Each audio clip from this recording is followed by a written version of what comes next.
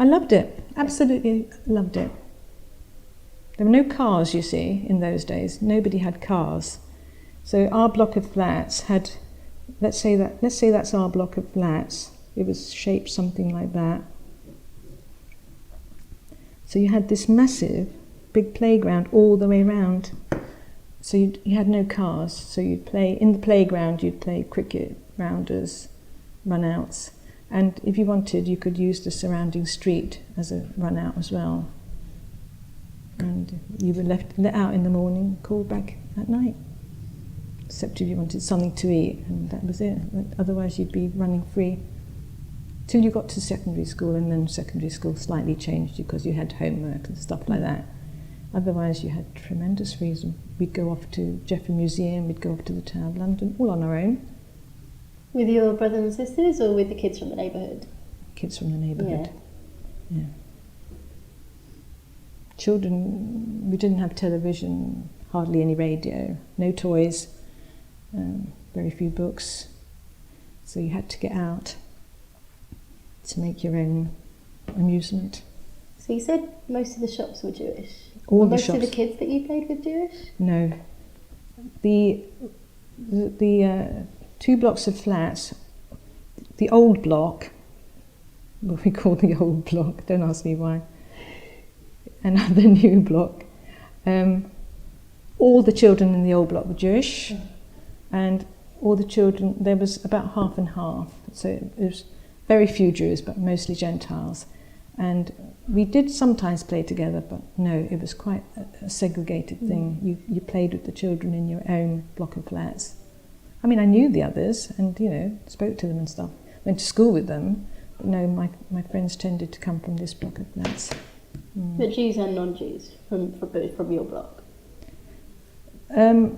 I think in our block, I remember 2 Jewish families in our block. Otherwise, all these were Jewish in this block, yeah. Why do you think it was so segregated?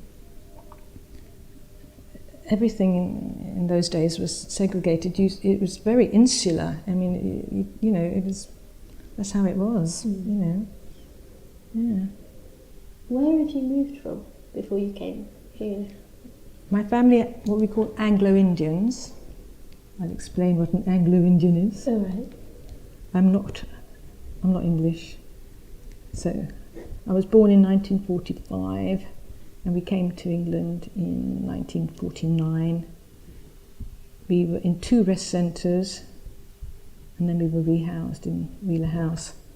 So an Anglo-Indian, I was born in India, my parents were born in India, my grandparents were born in India.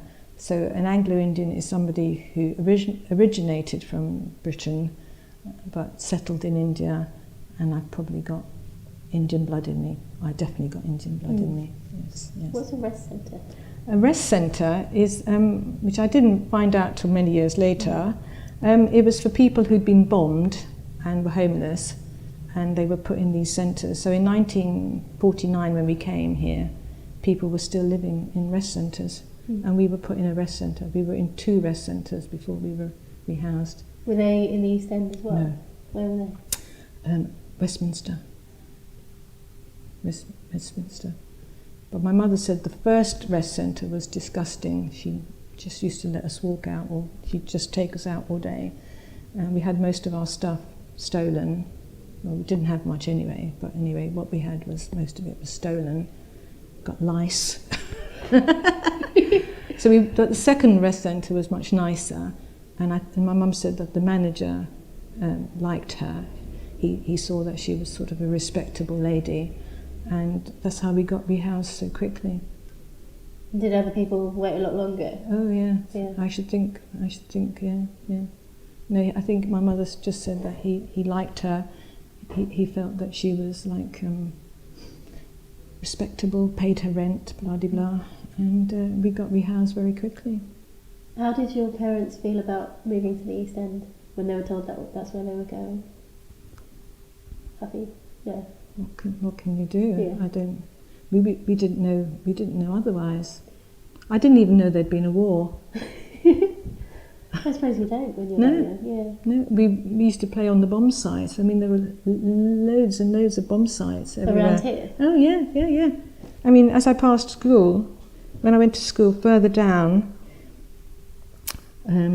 there's a street, I think it's called Spittal Street, and there was a bomb site that went from Buxton Street to Woodsear Street. It's massive. And just round the corner in Bethnal Green was a huge bomb site. And I didn't know what bomb site... Did you call it a bomb site? Yeah. Called it a bomb site, but I didn't know there'd been a war. Yeah. Nobody told me there'd been a war.